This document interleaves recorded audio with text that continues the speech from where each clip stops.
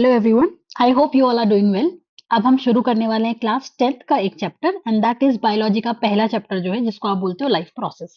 Life process 10th का सबसे important chapter है अगर हम बायोलॉजी सेक्शन की बात करें तो। ठीक है, तो चलिए शुरू करते हैं। ये जो वीडियो होने वाला है ये इंट्रोडक्शन बेस्ड वीडियो है, मतलब इसके अंदर हम सिर्फ जो जनरल इंट्रोडक्शन है चैप्टर का उसके बारे में बात करेंगे, जो कि शुरुआत का 1-1.5 पेज है।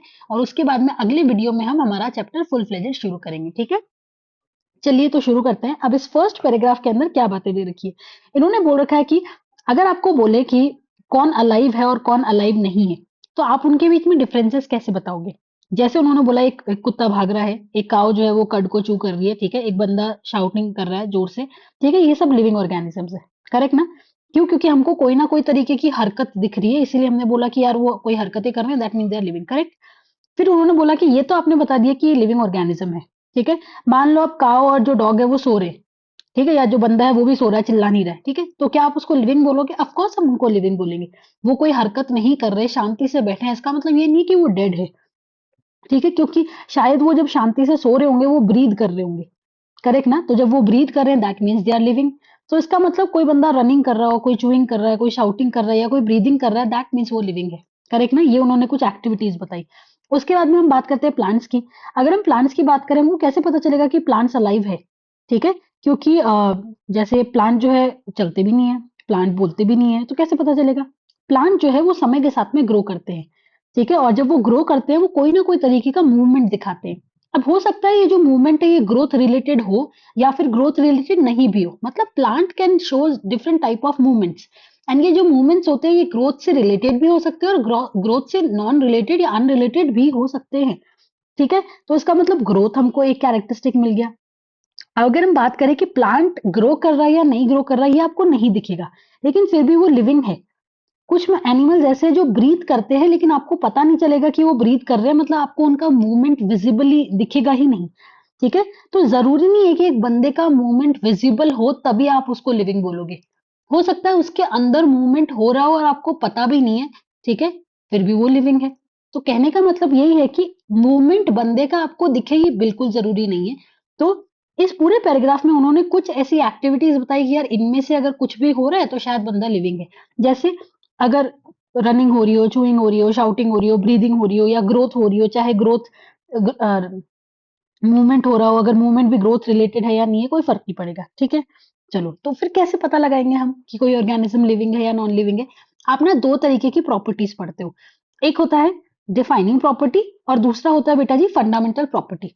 When you talk about defining property ऐसी प्रॉपर्टी है जो आपको हर लिविंग ऑर्गेनिज्म में मिलेगी और किसी भी नॉन लिविंग में नहीं मिलेगी।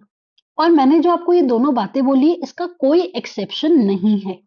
वो प्रॉपर्टी हुई डिफाइनिंग प्रॉपर्टी। जैसे इंटरनल ग्रोथ, हर लिविंग ऑर्गेनिज्म को जिंदा रहने के लिए अंदर से ग्रो करना पड़ेगा। अगर कोई भी लिविंग ऑर्गेनिज्म आज अंदर से ग्रो करना मतलब इंटरनल ग्रोथ करना अगर बंद कर देगा वो मर जाएगा। ठीक है, इसके अलावा सेकंड प्रॉपर्टी आती है मेटाबॉलिज्म। मेटाबॉलिज्म क्या होता है? All the chemical reactions that are occurring in your body, उन सब का सम मेटाबॉलिज्म होता है। हम लोग बने हुए ही केमिकल रिएक्शन से, हमारी बॉडी में कंसिस्टेंटली कुछ बन रहा है और कुछ टूट रहा है, मतलब कोई ना कोई केमिकल रिएक्शन चल रही है। अगर आज हमारी बॉडी की केमिकल रिएक्शन होना बंद हो जाए ना तो हम मर जाएंगे उसी वक्त। तो दैट मीन्स मेटाबॉलिक एक्टिविटीज या मेटाबॉलिक रिएक्शन या metabolism is making you alive. अगर मेटाबॉलिज्म आज बंद हो जाता है आप अभी मर जाएंगे। सो आपको जिंदा रखने के लिए मेटाबॉलिज्म इंपॉर्टेंट है। If you are performing metabolic activities you are alive. If you have stopped performing metabolic activities you are dead then and there. ठीक है, फिर आता है कॉन्शियसनेस। कॉन्शियसनेस होता है ऐसी प्रॉपर्टी जिससे आप ये पता लगा पाते हो कि आपके एनवायरमेंट में कोई चेंजेस है। ठीक है, कोई भी तरीके का बदलाव जब एनवायरमेंट में होता है उसको आप बोलते हो स्टिमुलस। आप वो स्टिमुलस को पिक करते हो with the help of sense organs. Correct ना? ठीक है, तो अगर आप स्टिमुलस को पिक करके एक रिस्पॉन्स जनरेट कर पाते हो एनवायरमेंट के स्टिमुलस के अगेंस्ट, उसको बोलेंगे कि वो बंदा कॉन्शियस है। मतलब आप होशो हवाश में हो, आपके एनवायरमेंट में क्या हो रहा है आपको पता है और उसके अगेंस्ट आप रिस्पॉन्स भी जनरेट करते हो, that means you are conscious. हर लिविंग बंदा कॉन्शियस होता है। अगर आपको यही नहीं पता कि आपके एनवायरमेंट में क्या हो रहा है और आप अगर उसके अगेंस्ट रिस्पॉन्स जनरेट नहीं कर पा रहे हो that means you are dead. ठीक है, ये तीनों प्रॉपर्टीज आपको लिविंग बनाती है और ये तीनों प्रॉपर्टीज आपको हर लिविंग ऑर्गेनिज्म में मिलेगी विदाउट एनी एक्सेप्शन। और ये तीनों प्रॉपर्टी में से कोई भी प्रॉपर्टी नॉन लिविंग में नहीं मिलेगी, कंफर्म्ड है। तो ऐसी प्रॉपर्टी जो हमेशा लिविंग में मिलती है, नॉन लिविंग में कभी नहीं मिलती, इन प्रॉपर्टीज को आप क्या बोलते हो? Defining properties. तो अगर ये तीनों प्रॉपर्टी है, दैट मीन्स बंदा इज लिविंग फॉर श्योर। अगला बात करते हैं फंडामेंटल। फंडामेंटल प्रॉपर्टी ऐसी है जो लिविंग में मिल भी सकती है और नहीं भी मिल सकती, नॉन लिविंग में भी मिल भी सकती है और नहीं भी मिल सकती। इसका मतलब एक्सेप्शन मिल रहे हैं आपको, करेक्ट ना? जैसे एक्सटर्नल ग्रोथ, कोई भी चीज का बाहर से ग्रो होना, ठीक है? ग्रो होने का मतलब है साइज में इंक्रीज हो जाना या नंबर में इंक्रीज हो जाना, करेक्ट ना? तो फॉर एग्जांपल जैसे मान लो आज मैंने मिट्टी का घर बनाया, मेरे घर का साइज इतना है, अब मैं इसके ऊपर और मिट्टी डाल दूं, मेरे घर का साइज इतना बड़ा हो जाएगा, तो साइज में बढ़ गया ना, इसका मतलब ग्रोथ तो हुआ है, पर वो ग्रोथ एक्सटर्नल ग्रोथ है। तो एक्सटर्नल ग्रोथ आपको नॉन लिविंग में भी देखने को मिलती है। मिट्टी का घर is a non living, correct ना? तो कोई भी बाहर से ग्रो कर रहा है इसका मतलब ये नहीं है मिट्टी का घर बाहर से ग्रो कर रहा है इसका मतलब मैं ये बोल दूं कि मिट्टी का घर जिंदा है, नहीं ना। तो एक्सटर्नल ग्रोथ आपको जिंदा नहीं बनाती है, आपको जिंदा होने के लिए इंटरनल ग्रोथ दिखानी पड़ेगी, मतलब आपको जिंदा होने के लिए डिफाइनिंग प्रॉपर्टी दिखानी पड़ेगी, करेक्ट ना? फिर आता है रिप्रोडक्शन। अब रिप्रोडक्शन कंफर्म्ड है, हर लिविंग ऑर्गेन मतलब लिविंग ऑर्गेनिज्म ही करता है, नॉन लिविंग नहीं करता है, ये दोनों बातें सही है, ठीक है? लेकिन रिप्रोडक्शन नहीं करने वाले लिविंग ऑर्गेनिज्म भी धरती पे है। जैसे म्यूल हो गया, खच्चर जिसको आप बुलाते हो, खच्चर रिप्रोड्यूस नहीं करता है, तो वो रिप्रोड्यूस नहीं कर रहा है इसका मतलब ये थोड़ी आप बोलोगे तू डेड है भाई मर जा, ऐसा तो है नहीं, ठीक है? तो इसका मतलब रिप्रोडक्शन होना या नहीं होना ये आपको लिविंग नहीं बनाता है। आप चाहे तो रिप्रोड्यूस करें, नहीं करे तो नहीं चाहे तो मत करिए, आपकी फिजियोलॉजी उसको फेवर करनी चाहिए, ठीक है? तो रिप्रोडक्शन आपको लिविंग नहीं बनाता है, ठीक है? इसीलिए एक ऐसी प्रॉपर्टी है, फंडामेंटल प्रॉपर्टी। अगला आता है बेटा जी सेल्फ कॉन्शियसनेस। सेल्फ कॉन्शियसनेस होता है खुद के बारे में पता होना, मैं क्या हूँ, क्यों हूँ, क्या कर रहा हूँ, कैसे कर रहा हूँ, खुद को एनालाइज करना, खुद के बॉडी को समझना, वो होता है सेल्फ कॉन्शियसनेस। सेल्फ कॉन्शियसनेस की प्रॉपर्टी सिर्फ ह्यूमंस में देखने को मिलती है, हर लिविंग ऑर्गेनिज्म में नहीं मिलेगी। इसका मतलब ये हर लिविंग ऑर्गेनिज्म में नहीं है, लेकिन अगर हर लिविंग ऑर्गेनिज्म में ये नहीं है इसका मतलब ये तो नहीं है लिविंग को लिविंग नहीं बोलेंगे, क्यों? क्योंकि ये फंडामेंटल प्रॉपर्टी है। क्लियर हुआ? तो डिफाइनिंग प्रॉपर्टी आपको लिविंग बनाएगी। अगर आपको ये पता करना है कि बंदा लिविंग है या नॉन लिविंग है, आप उसमें डिफाइनिंग प्रॉपर्टीज देख लो, ठीक है? अगर डिफाइनिंग है तो लिविंग है, नहीं है तो नॉन लिविंग है। इतना क्लियर हुआ? चलिए ठीक है, आगे बढ़ते हैं। अब इन्होंने यहाँ पे बोल रखा है कि हमारी बॉडी के अंदर, जैसे हमने अभी बोला था कि मूवमेंट आपकी बॉडी दिखा रही है, और वो मूवमेंट आपको दिख जाए जरूरी नहीं है। मतलब कोई भी लिविंग ऑर्गेनिज्म के अंदर अगर मूवमेंट होता है तो जरूरी नहीं है कि वो आपको दिखे, हो सकता है मूवमेंट अंदर हो रहा हो और वो आपको नहीं दिख रहा हो, ठीक है? जैसे इतना स्मॉल स्केल पे भी मूवमेंट होता है जो आपको नेकेड आई से नहीं दिखेगा। जैसे फॉर एग्जांपल आपको पता है कि हमारी बॉडी ना कुछ मॉलिक्यूल से बनी हुई है, वो सारे मॉलिक्यूल्स मिलके सेल बनाते हैं, सेल्स मिलके टिश्यू बनाते हैं, टिश्यू मिलके ऑर्गन बनाते हैं, ऑर्गन मिलके ऑर्गन सिस्टम बनाते हैं, ऑर्गन सिस्टम मिलके ऑर्गेनिज्म बनाता है, करेक्ट ना? तो ये एक ऑर्डर्ड नेचर है लिविंग स्ट्रक्चर का, इसी ऑर्डर में एक लिविंग स्ट्रक्चर बनता है, करेक्ट ना? ठीक है, तो अगर ये लिविंग स्ट्रक्चर आपको ऐसे का ऐसा मेंटेन करना है तो मॉलिक्यूल्स को तो मूव करना ही पड़ेगा। ये मॉलिक्यूल्स का जो मूवमेंट है that is very important for your life. अगर ये मॉलिक्यूल्स मूव करना बंद कर देंगे तो आप लिविंग नहीं होंगे, करेक्ट ना? सही है, ठीक है, आगे बात करते हैं। अब जैसे वायरसेस की बात इन्होंने कर रखी कि वायरसेस कोई मॉलिक्यूलर मूवमेंट नहीं दिखाते हैं जब तक कि वो किसी सेल में ना घुस जाए। अगर वो किसी सेल में घुस जाए तो वायरसेस को हम लिविंग बोलेंगे। इसीलिए हमको आज समझ में ही नहीं आ रहा है कि वायरस अलाइव है या नहीं है, क्योंकि क्योंकि वो मॉलिक्यूलर मूवमेंट नहीं दिखाते। Molecular movement is a defining property, लेकिन जब वो किसी लिविंग ऑर्गेनिज्म की बॉडी में घुसेंगे तो वो मॉलिक्यूलर मूवमेंट दिखा देते हैं भाई, ठीक है? इसका मतलब हमको पता ही नहीं चल रहा है कि वायरस एग्जैक्टली है क्या, तो उनका तो फंडा ही अलग चल रहा है, ठीक है? तो कहने का मतलब ये है कि सारे मॉलिक्यूलर मूवमेंट आपको जरूरी है। अगर ये मॉलिक्यूलर मूवमेंट नहीं होंगे तो फिर ये जो ऑर्डर्ड नेचर है एक लिविंग स्ट्रक्चर का वो बिगड़ जाएगा, और अगर ये बिगड़ गया तो हम जिंदा नहीं रहेंगे। तो हमारी बॉडी में ना कुछ ऐसे प्रोसेसेस होते हैं, कुछ ऐसे प्रोसेसेस है आपकी बॉडी के अंदर जो इस ऑर्डर्ड नेचर को ऐसा का ऐसा रखते हैं। वो कोशिश करेंगे कि आपके मॉलिक्यूल सेल बनाए रखे, सेल टिश्यू बनाए रखे, टिश्यू ऑर्गन बनाए रखे, ऑर्गन ऑर्गन सिस्टम को बना के रखे, ऑर्गन सिस्टम पूरे ऑर्गेनिज्म को बना के रखे। ये ऐसा का ऐसा ही रहे, इसको मेंटेन करने के लिए there are certain maintenance processes which are occurring in your body, and वही मेंटेनेंस प्रोसेस को आप क्या बोलते हो? Life process. तो ये वो प्रोसेस है जो आपकी बॉडी को रिपेयर करते हैं कंसिस्टेंटली, जो आपकी बॉडी को ऐसा का ऐसा मेंटेन करके रखते हैं। उन प्रोसेस को आप क्या बोलेंगे? Life process.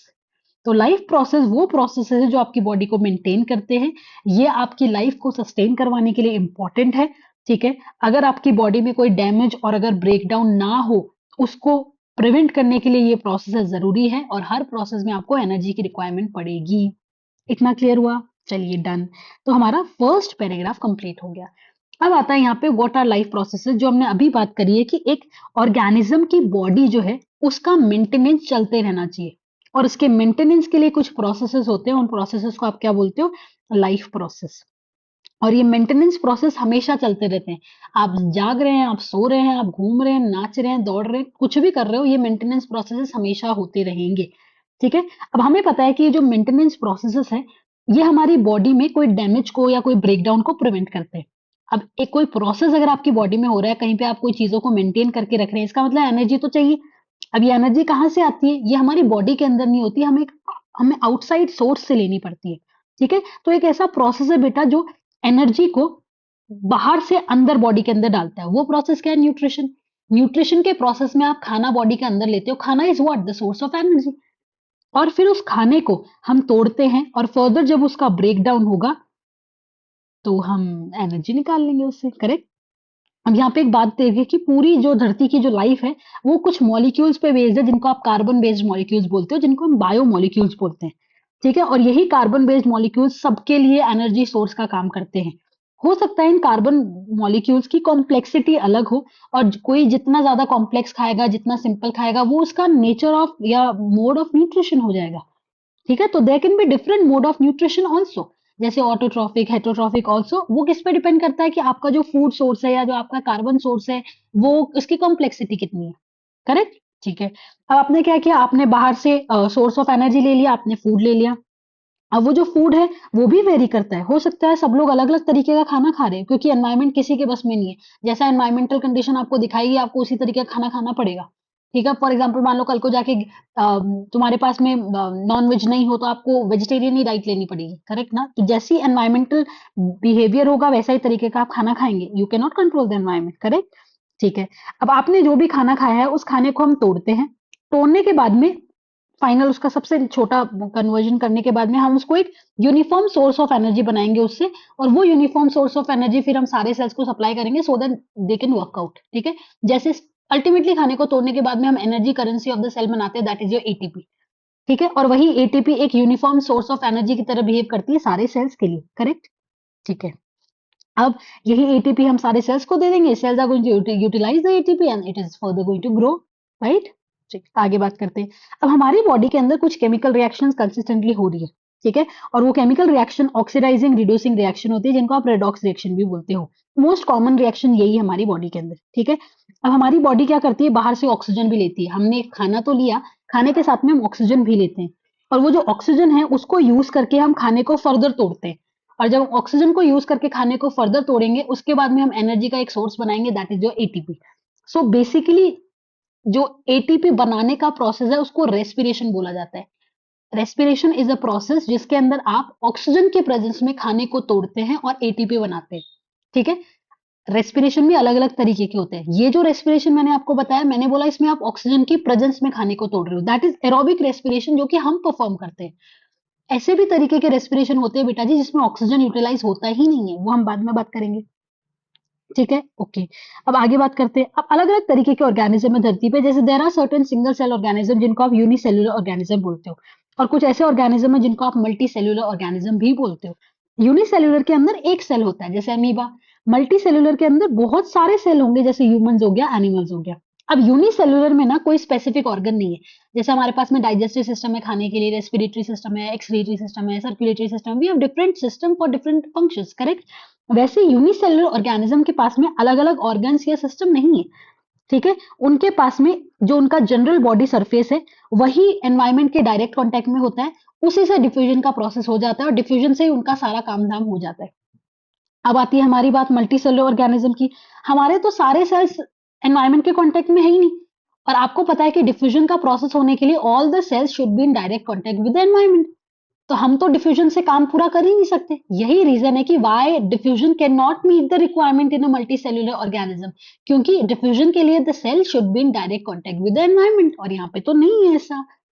करेक्ट ना? ठीक है, आगे बात करते हैं। सो अब हमें पता है, फॉर एग्जाम्पल मान लो जैसे आपने खाना खाया, हमारा खाना डाइजेस्टिव सिस्टम के थ्रू अंदर आता है और वो आप इंटेस्टाइन तक पहुंचा देते हो। उसके बाद में खाना तो हर सेल को चाहिए, तो हर सेल को ट्रांसपोर्ट भी करना पड़ेगा। तो वो ट्रांसपोर्टेशन के लिए आपकी बॉडी में एक ट्रांसपोर्टेशन का सिस्टम या सर्कुलेटरी सिस्टम होता है।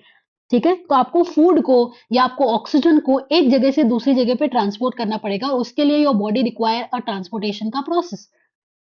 ठीक है, तो पहले आपने न्यूट्रिशन किया, फिर आपने रेस्पिरेशन किया और अब आपको खाने को और ऑक्सीजन को पहुंचाना है, उसके लिए आपको ट्रांसपोर्टेशन का प्रोसेस भी जरूरी होता है। करेक्ट? ठीक है। उसके बाद में जब आपकी बॉडी के अंदर केमिकल रिएक्शंस हो रही है तो कुछ कचरा भी जनरेट होता है एंड दैट कचरा is very dangerous for your body, very toxic for your body. तो हम क्या करते हैं, उस कचरे को हमें बॉडी से रिमूव करना पड़ेगा and the process of removal of the waste material is known as excretion. That is a fourth life process. तो आपकी बॉडी में 4 लाइफ प्रोसेस होते हैं, nutrition, respiration, transportation and excretion, and ये चारों इक्वली इंपॉर्टेंट होते हैं। आपने पहले खाना खाया, खाने को डाइजेस्ट किया, एब्जॉर्ब करवाया, उसके बाद में आपने रेस्पिरेशन किया, उस खाने को फर्दर तोड़ के एटीपी बनाया। पर एटीपी बनाने के लिए मतलब रेस्पिरेशन के लिए यू रिक्वायर ऑक्सीजन एंड आपको वो ऑक्सीजन और खाना सेल को डिलीवर भी करना पड़ेगा। वो डिलीवरी कौन करता है? ट्रांसपोर्टेशन वाला प्रोसेस। और उसके बाद में जो वेस्ट मटेरियल उसको हमको बाहर भी निकालना पड़ेगा। So for that you require excretory system also. So that means you require 4 different system to perform life processes. पहला है digestive system for digestion, then you have second respiratory system for respiration, then you have circulatory system for transportation and then you have excretory system for excretion. So basically हमारे पास 4 life process है जो कि हम detail में इस chapter में पढ़ेंगे। अब यहाँ पे 4 इंटेक्स क्वेश्चन है। पहला बोल रहा है why is diffusion insufficient to meet the oxygen requirement of multicellular organism like humans. Humans multicellular organism है, उनकी ऑक्सीजन रिक्वायरमेंट बहुत ज्यादा है। ठीक है, और डिफ्यूजन बहुत स्लो प्रोसेस है, पहली प्रॉब्लम। और दूसरा, डिफ्यूजन को करने के लिए all the cell should be in direct contact with the environment, जो कि हमारे केस में है ही नहीं।